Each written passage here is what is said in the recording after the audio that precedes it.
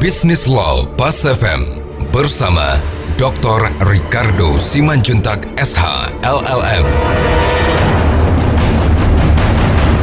Mitra bisnis, pembicaraan kita hari ini adalah tentang merger dan akuisisi. Kalau kita bicara tentang investasi gitu ya sebagai warga negara Indonesia memang kita mempunyai keyakinan bahwa ini adalah satu wilayah negara yang sangat cantik untuk orang atau pelaku usaha baik lokal maupun asing untuk bisa melakukan pengembangan usaha. Jadi kita pakai istilah bahwa ini adalah merupakan satu destinasi investasi. Kalau pelaku usaha atau pelaku bisnis, sasaran utama dia kan profit, kan gitu kan.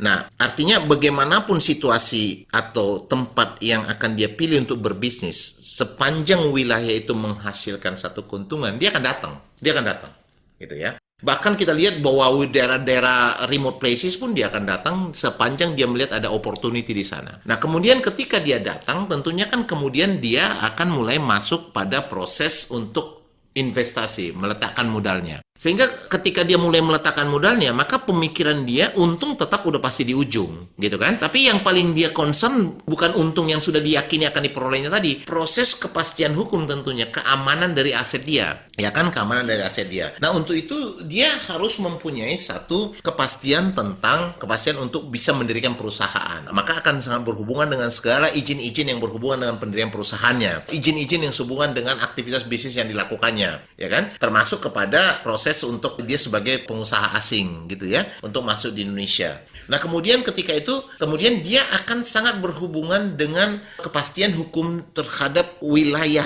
lokal di mana bisnis dia akan jalankan. Yang sangat dia harapkan tidak terjadi redundant gitu loh. Tidak terjadi peraturan yang double. Tidak terjadi ketentuan-ketentuan yang berulang sehingga membuat high cost. Yang berikutnya, dia memang sangat-sangat membutuhkan kepastian hukum terhadap penggunaan tenaga kerja. Ya kan?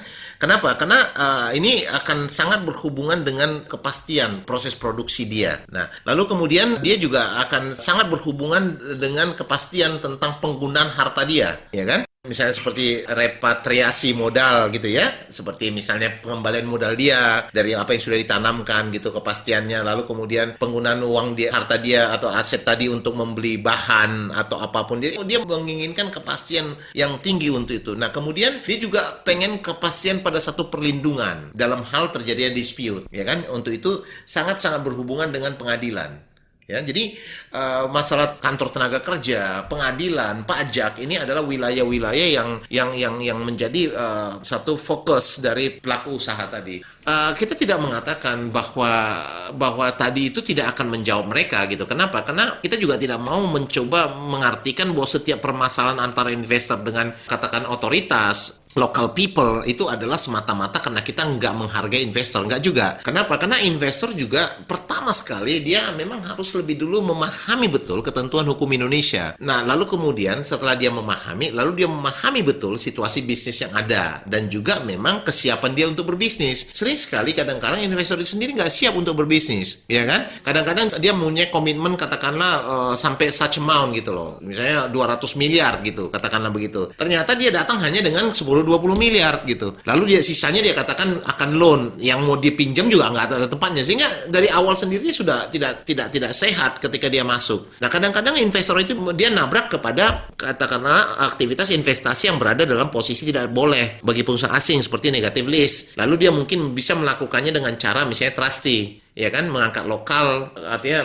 menggunakan si lokal tadi untuk membuka usaha tadi, lalu kemudian dia berada di dalam dengan undangan si lokal tadi. Nah, mekanisme trustee itu secara hukum kan akan memberikan konsekuensi kausal yang tidak halal karena ada yang sudah dia tabrak. Karena pada intinya adalah negative list tadi tidak memperbolehkan dia masuk ke situ. Jadi hal-hal seperti ini memang merupakan satu sisi lain yang tidak selalu merupakan kesalahan Indonesia gitu. Jadi untuk itu memang seorang investor asing yang akan memasuki Indonesia, dia memang harus memberikan mengangkat atau menunjuk katakanlah advokat yang mempunyai memang kemampuan itu. Kadang-kala kan begitu, kalau dia misalnya punya katakanlah tenaga ahli yang tidak mempunyai pemahaman hukum secara menyeluruh dari satu proses investasi yang dilakukan, dia nggak bisa mendapat gambaran utuh gitu ya. Sehingga kadang-kadang dia sesudah dia masuk, dia ada malah mendapat permasalahan, lalu dia ngomel aja tentang hukum Indonesia, padahal mungkin dia sendiri yang tidak begitu hati-hati atau atau dia di-advise sama legal team dia yang memang juga tidak hati-hati. Itu pada satu sisi. Tapi pada sisi lain memang kita lihat bahwa memang semakin hari, apalagi kita bicara dengan ASEAN gitu ya, itu memang semakin kita nggak mempunyai pilihan selain untuk memperbaiki diri. Mitra bisnis, demikian bahasan kita pada hari ini. Saya Ricardo Simanjuntak untuk Bisnis Law Pas FM.